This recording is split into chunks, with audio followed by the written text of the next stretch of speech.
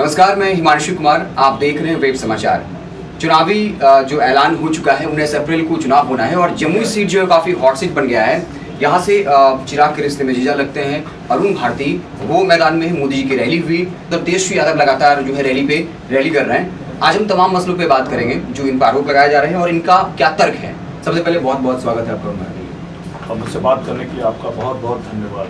आपने बहुत सारे इंटरव्यूज़ दिए और लगता है सारे क्वेश्चंस पे आपको लगा कि वो रिपीट हो रहा है। तो मेरा जो मेन सेंटर है, जो विपक्षी पार्टियां हैं, जो आपके प्रत्याशी हैं, उनकी तरफ से ये सवाल उठाया जा रहा है कि अरुण भारती जी जो हैं वो बाहरी हैं। ये दामाद वर्सेस बेटी की लड़ाई है। अर्चना दास कहती है कि मुझे तो यहाँ का आरी पता है, लेकिन अरुण भारती जी को जो गूगल मैप दिया जाएगा वो जम्मू जो है ढूंढ नहीं पाएंगे। आपके सुख दुख के हम साथी हैं। अरुण जी चुनाव जीतेंगे और यहाँ से चले जाएंगे तो चिराग पासवान 10 साल के बाद छोड़ के चले जाएंगे। क्या कहिए?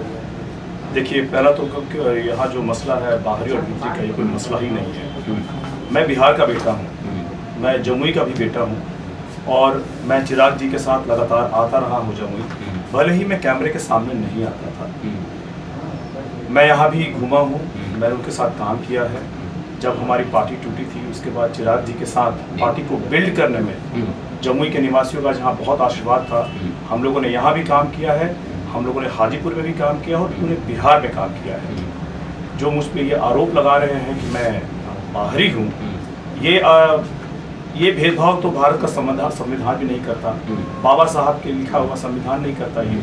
और जो बाबा साहब के मानने वाले लोग हैं, अगर ये आरोप मुझ पर लगा रहे हैं तो ये सीधे बाबा साहब ये भी आरोप लगा रहे हैं, उनका लिखा हुआ संविधान पे गलत है।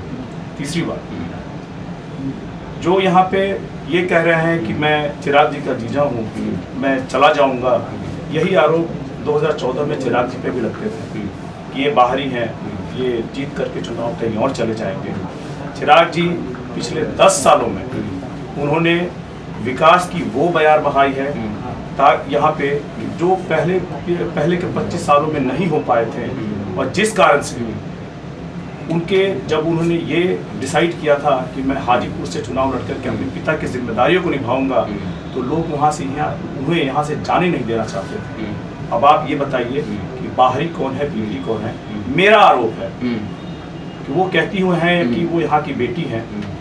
जब लोकसभा का उन्होंने अपना नामांकन किया था तो जमुई लोकसभा सभा की जनता का धन्यवाद करने के बजाय करके यहाँ पे जो धरती है, जिस तरह की यहाँ पे इंडस्ट्रियल सेटअप की बात की जा सकती है, छोटी इंडस्ट्रीज लगाई जा सकती हैं, इंडस्ट्रियल पार्क सेटअप की जा सकती है, तो इन चीज़ों के बारे में चूंकि आदर्श आचार संहिता है, मैं बहुत ज्यादा नहीं बता पाऊंगा, लेकिन मेरा ये विजन है कि कैसे यहाँ पे प्राइवेट पार्टिसिपेशन को बढ़ा करके उन लोगों को यहाँ पे इन्वॉल्व करके, क्योंकि हम लोग झारखंड के बहुत नज़दीक हैं, हम यहाँ पे कैसे और ये प्राइवेट लोगों को इन्वॉल्व करके प्राइवेट यहाँ पे प्रोजेक्ट ला करके कैसे यहाँ लोगों को रोजगार दे सकते हैं। आप ये कह रहे हैं कि आप राजनीति में नहीं थे तब इतना किया, अब जब राजनीति में हैं, आपकी लॉबी है, आपके लिंक है, तो उनके जरिए भी आपके फंड के अलावा जो एक नॉर्मल सांसद कर सकता है, उसके अलावा आप ये सब उसके अलावा हम लोग कर सकते हैं। चलिए, आप क्या कहेंगे? विपक्षी पार्टियों की तरफ से ये भी आरोप लग रहा है कि वो तो ऑस्ट्रेलिया में पढ़े, विदेश में पढ़े। मजाक क्यों बन रहा है इसका? अगर किसी ने विदेश में एक्सपीरियंस लिया है, ज्ञान है, तो क्या लगता है ये मजाक बनाना इसे किस हद तक देखते हैं कि वो तो विदेश से पढ़े हैं, विदेश वाले हैं, जीतेंगे फिर चले जाएंगे, ये आपकी बेटी है, सुख का साथी बनेंगे? क्या कहेंगे इसमें? सबसे पहले मैं ये क्लियर कर दूं, बड़ा ही ज़रूरी है जानना कि मैंने अपनी विदेश की पढ़ाई इंग्लैंड से की है, ऑस्ट्रेलिया से नहीं की है। तो यहाँ बहुत लोगों को सुधार करने की ज़रूरत है। दूसरी बात, क्या ये बिहार के बेटे के लिए सौभाग्य की बात नहीं है कि जहाँ पे शिक्षा को पूरी तरह से ख़त्म कर दिया गया था, वहाँ का एक बेटा बाहर जाकर के वहाँ से शिक्षा लेकर के आता है, बिहार में ही काम करता है और उस शिक्षा का जो बेनिफिट है, उसका जो फ़ायदा है वो यहाँ के लोगों को देता है रोजगार जनरेट करने के थ्रू। क्या ये सौभाग्य की बात नहीं है कि यहाँ का बेटा बाहर से पढ़ के आता है और यहाँ से आने के बाद यहीं रह के काम करता है? जो ये दावा कर रहे हैं कि मैं बाहर चला जाऊँगा, जब से मैं पढ़ाई पूरी करके आया हूँ तब से तो मैं पटना में हूँ, काम कर रहा हूँ, लोगों को पता भी है। अब ये झूठे जो दावे कर रहे हैं, उनके आरोप बिल्कुल बेबुनियाद है और किस मकसद से कह रहे हैं वो आप भी समझ सकते हैं। जो यहाँ की बेटी रही हैं वो ये बताएं कि उन्होंने क्या किया है, उनका क्या योगदान है धरातल पे उन्होंने बिहार के लोगों के लिए क्या काम किए हैं, जरा वो विस्तृत जानकारी जैसे मैं दे रहा हूँ वो आपको दे और जमुई की जनता को दे। आप पर परिवारवाद का आरोप लग रहा है, चिराग पासवान जी की चीज़ें हैं आप, लेकिन आपने एक कहा कि वो परिवारवाद करें तो समाजवाद है और हम करें तो परिवारवाद है, लेकिन जो भी पार्टियां हैं वो परिवारवाद में हैं। क्या परिवारवाद को लेकर कोई कॉन्सेप्ट है आपके दिमाग में, जनता को बताना चाहेंगे? जी, मैं ये कहूँगा कि प्रधानमंत्री श्री नरेंद्र मोदी जी ने परिवारवाद की एक परिभाषा बताई थी, जिसमें उन्होंने ये कहा था कि अगर कोई काबिलियत है और योग्यता रखता है, इच्छा रखता है और उस प्रक्रिया से गुजरने के लिए तैयार है और वहां आकर के अपने आप को साबित करता है, जैसे कि चिराग पासवान जी ने अपने आप को साबित किया जमुई लोकसभा की जनता के सामने, तो ये परिवारवाद नहीं माना जाता। तो क्या आप मानते हैं तेजस्वी यादव? मैं एक बात पूरी कर दूं, लेकिन जहां पे बगैर योग्यता के, बगैर काबिलियत के आप सीधे मुख्यमंत्री बनने के लिए खड़े हो जाते हैं, वहां परिवारवाद है। अब आप मुझे एक बात बताइए कि बड़ी दीदी तो लड़ रही हैं पाटलिपुत्र से, मछली दीदी लड़ रही हैं सारण से, जो कि खुद अभी 15-20 दिन पहले आई है सिंगापुर से, उनके ऊपर बाहरी का आरोप नहीं लग रहा है। बड़े भाई साहब जो है वो हसनपुर से विधायक हैं और खुद भाई साहब जो है वो राघोपुर से विधायक हैं।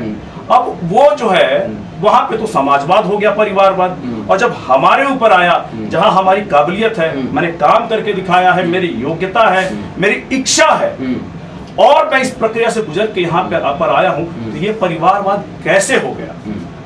जहाँ पे ये चीजें हैं, जब वहाँ दूसरी तरफ कुछ नहीं है, यहाँ पे सब कुछ है और मैं पार्टी की प्रक्रिया से गुजर करके आया हूँ। मैं सीधे पैराशूट की तरफ कूद करके नहीं आया हूँ। कोई सिंगापुर से आता है कूद करके यहाँ सारण में प्रत्याशी बन जाता है, वो ना बाहरी है और ना ही वो क्या बोलते हैं परिवारवाद का मुद्दा है। हमारे मामले में ये परिवारवाद का मुद्दा कैसे हो सकता है?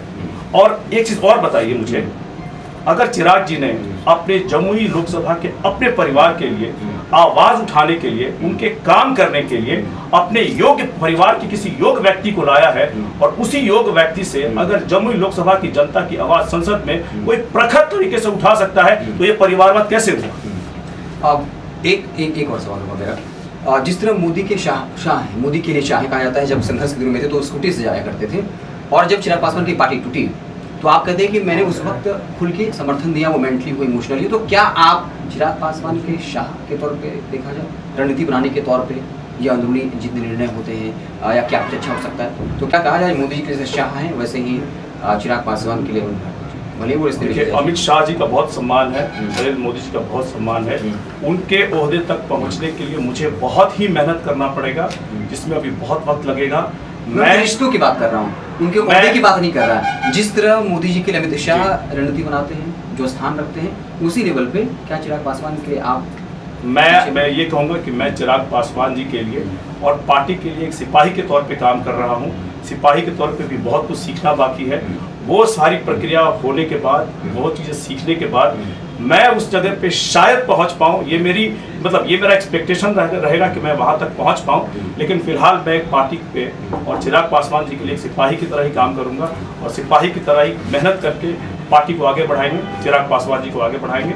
वहां तक पहुंचने में मुझे भी बहुत वक्त लगेगा, इस बारे में हम लोग बाद में बात करेंगे। क्या बुनियादी मुद्दों पर बात होनी चाहिए?